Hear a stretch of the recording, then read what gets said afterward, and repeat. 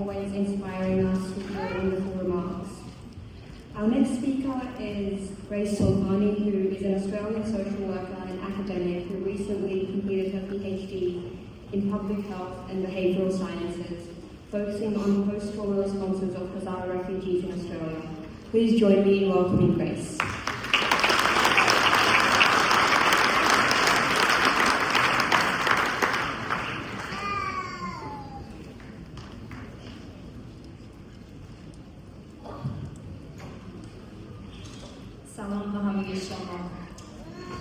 Firstly, Kalai Hazara Kelly no Bandast.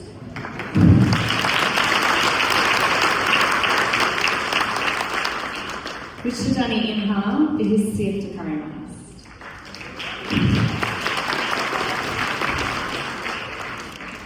The backshed has already been Helikugnis, so the rest of my speech will be in English. The history of Hazara people is one of unimaginable hardship. For over a century, Hazaras have been persecuted for who they are. Whole communities have been destroyed, villages have been emptied, and families have been forcibly torn apart. This was a systematic, targeted attack aimed at erasing Hazara people, their culture, and their futures.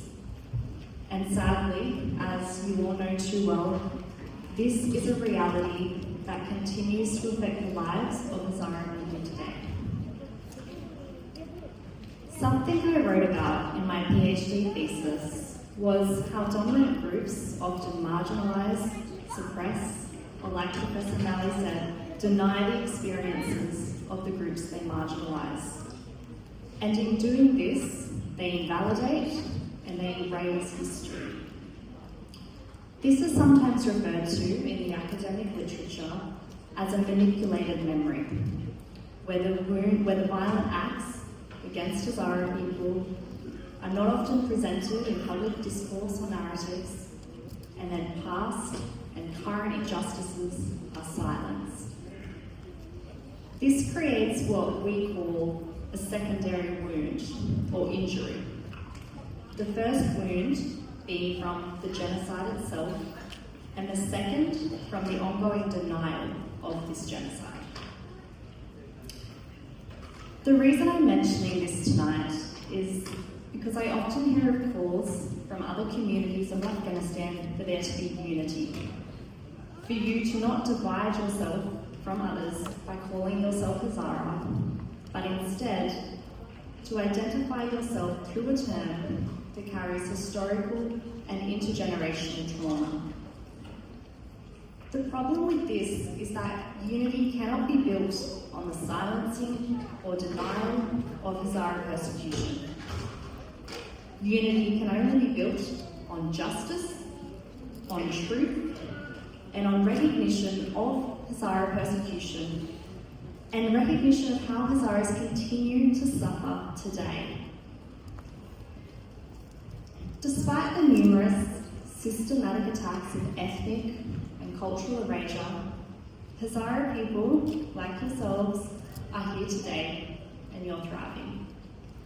You're building lives, creating families, holding on to your culture, and you're teaching your children to be proud of who they are. In my research on trauma, I talked about something called post-traumatic growth, which is a term to describe how even when people experience unimaginable hardship and suffering, they can come back stronger than ever, growing psychologically in various ways. And the reason I was drawn to post-traumatic growth in the first place was because I was trying to make sense of the unwavering courage and strength that I saw in Hazara refugees like my husband Asif, and like many of you. Your resilience and ability to rebuild after so much loss is truly extraordinary. And my research actually found that Hazara refugees experienced higher levels of psychological growth than any other population previously reported. This tells us that there is something very special about your community.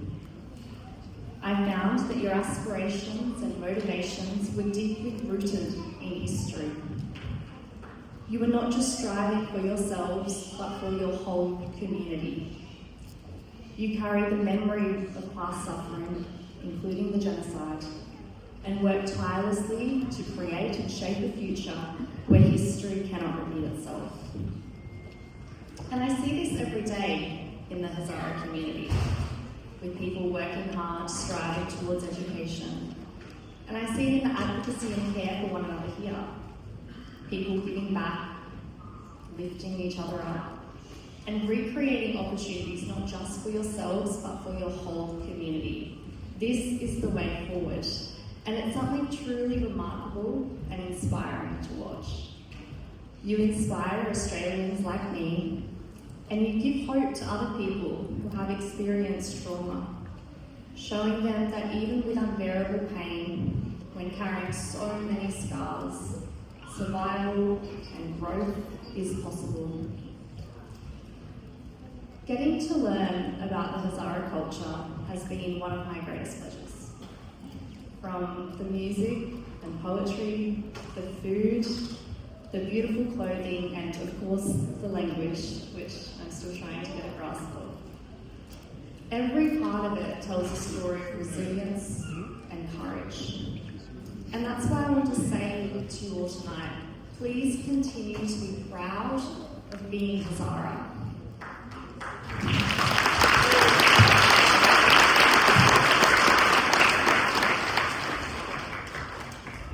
You should wear your identity like a badge of honour. Speak your language. Teach your children about Hazara history. Hold on to the stories that make you who you are. Celebrate your traditions. Every time you do this, you are breathing life into a culture that others have tried for so long to silence. Tashakul.